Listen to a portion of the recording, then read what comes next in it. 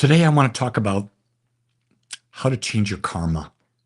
We hear karma all the time and we sort of get confused on it. So basically, let's just discuss this. Your karma is your mental atmosphere. That means it's the accumulation of every thought you've ever held, and that shapes the reality that unfolds before you. It's like a magnet. It draws experiences that match its frequency. Actually, it's just reflecting back the beliefs that you've nurtured throughout this and many lifetimes. The moment you shift your mental atmosphere and you start to embrace thoughts of clarity, love, and empowerment, you begin to set in motion a transformation that changes not only your karma, but the very experiences that life brings your way. What I understand in all my study and practice is that to release what people perceive as negative karma, just start doing good in the world. Being good, doing acts of service, being authentic, being real. Because what are you doing? You're putting into the world new energy. Not energy that is selfish, energy that is greedy, energy that is self-serving, but you're really putting into the universe energy that is expansive. That's the energy of love, expansive. Love doesn't contract. So if you're putting thoughts of fear, doubt, lack, you're building what we would call in human form a negative karma. But in the universe, guess what? There is no positive or negative because there's nothing ever judging you. There's just the law of cause and effect. It's pretty simple. It gives back to you what you put out. Jesus said it pretty simply. It's done unto you as you believe. So what are your beliefs? Things that you believe are true.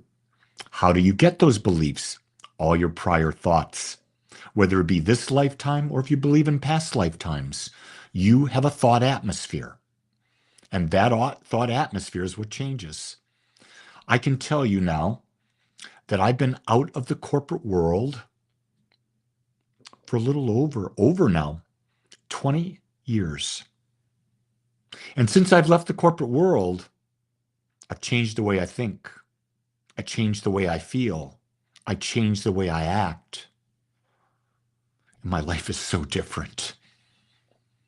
So different because I've done the work day in and day out. Do I falter? Of course, I'm human. But I come back. I fall off that horse, I get right back on that horse. It's very seldom I miss a day, ever, of meditation. But if I happen to, because life got real busy, guess what? That next day, I'm hopped back on. If I falter in my eating, just once, I'm back onto my eating program because I understand that the habits that I've consciously created are feeding my life experience.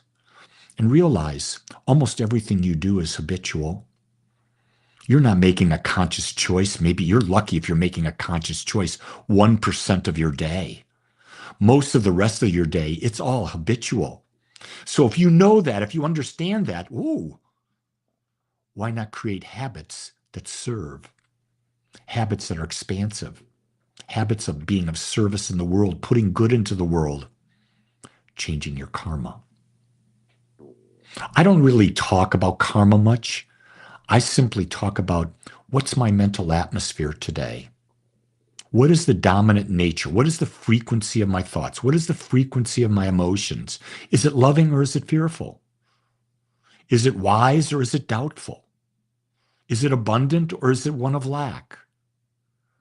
And then I adjust because I truly understand that what we put out, it comes back. It's just law. It's not punishment. That's what we keep hearing. It's punishment. It's punishment. No, no, no. There's nothing punishing you.